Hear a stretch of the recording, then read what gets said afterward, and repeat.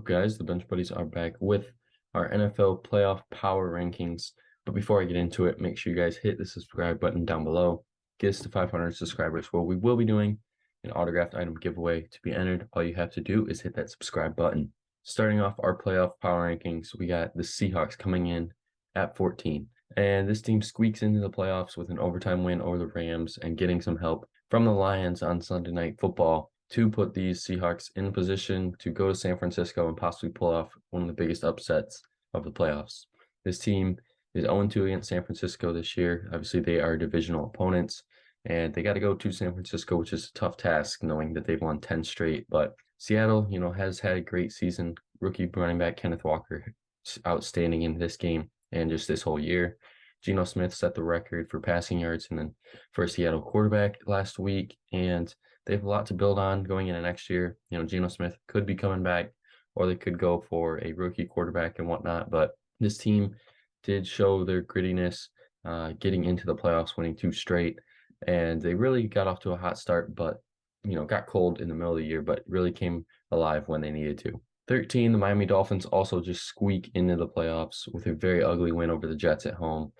They lost their last 5 or 6 games, and this is the one game that they won. So they had a 5-game losing streak coming into this game against the Jets, and they get it done without scoring a touchdown. The first time they've done that since 2003. But their biggest question mark heading into the playoffs is Tua. Is he going to actually be able to play this week in Buffalo? Because if that's the case, this team took them to the wire. That game was over in the last second. Buffalo had to kick a game-winning field goal, and it could be almost the same thing. I think it's going to be a closer game if Tua plays than people think. The line is like -11, I think, right now.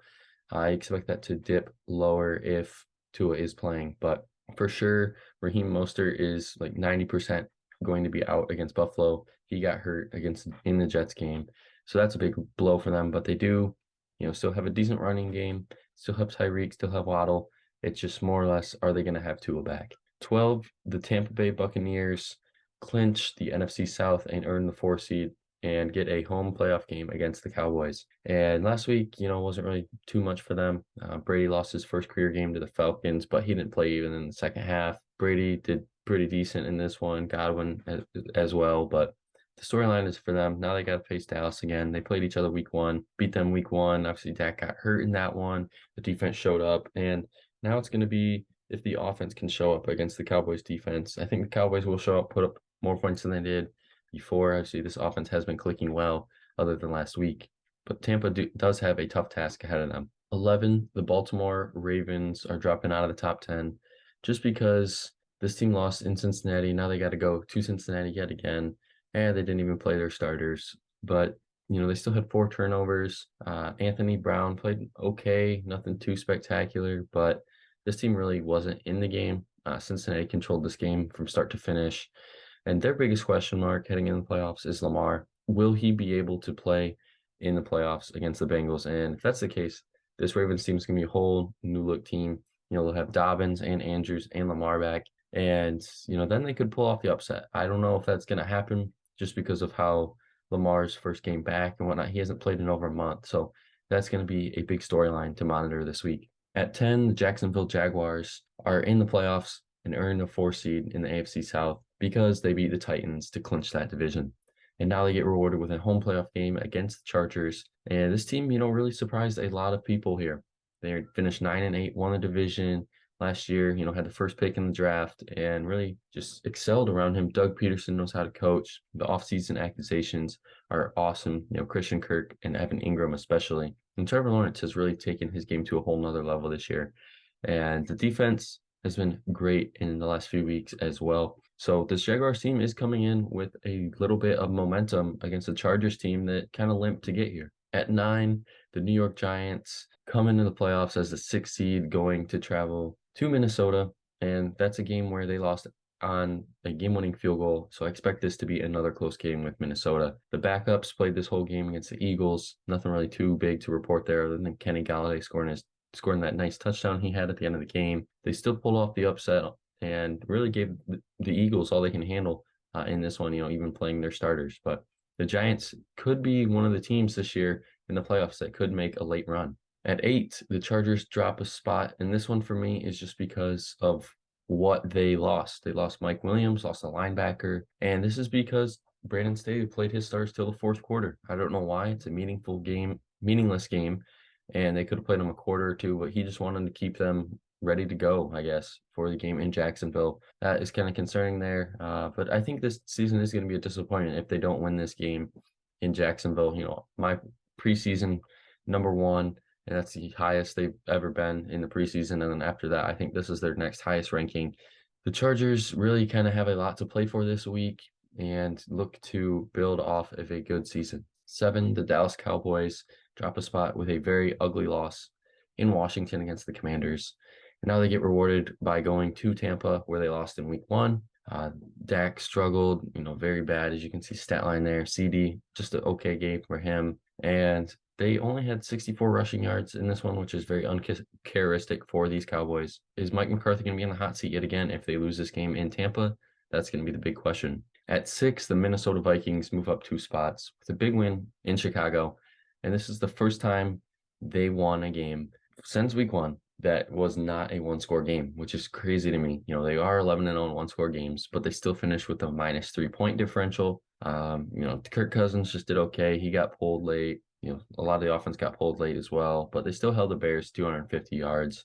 And, they did have all their backups in as well, but, it still shows that this Vikings defense can play well at times, but we've seen them, give up at least 40 plus in some games. And the Giants, they scored, I think, 31 on them. So if this Vikings team wants to win, they're going to either have to score a bunch or be able to hold this Giants team under 28. Starting the top 5, we have the Chiefs staying put here. They are the 1 seed in the AFC, and I think a lot of people might think that this is kind of surprising to see them here at 5, but they are a very good team. And for me, I just couldn't, see the top 4 teams here better than the Chiefs. It is going to run through Arrowhead if Buffalo does have to play Kansas City in the championship. Obviously, that's a neutral site.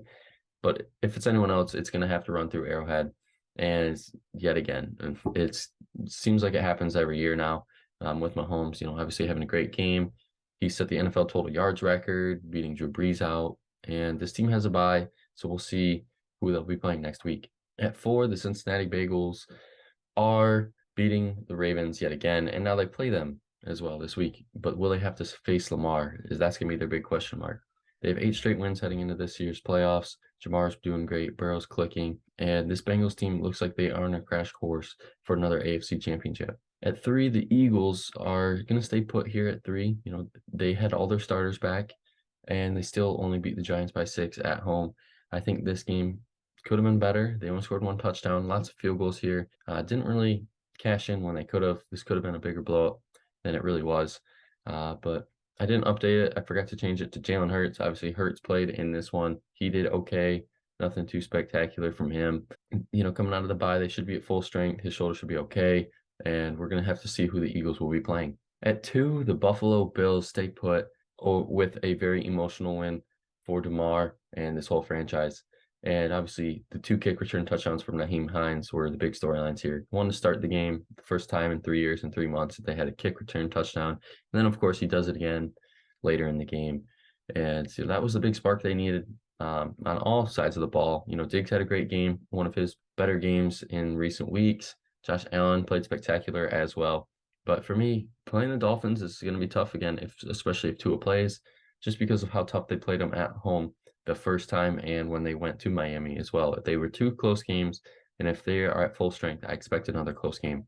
And at 1, I have to put the 49ers here yet again, because this team has 10 straight wins heading into the playoffs. So you're telling me 11 weeks ago, this team was 3-4, out Trey Lance. Jimmy G was struggling at the time.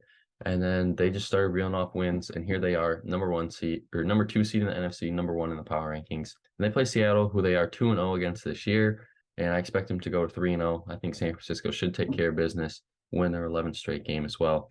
But Brock Purdy has been the big storyline this year. Could he possibly be a candidate for Rookie of the Year? Going from mystery relevant to very relevant, and possibly leading this Niners team to a Super Bowl. But that's going to be it for the video today. Make sure you guys hit that subscribe button down below.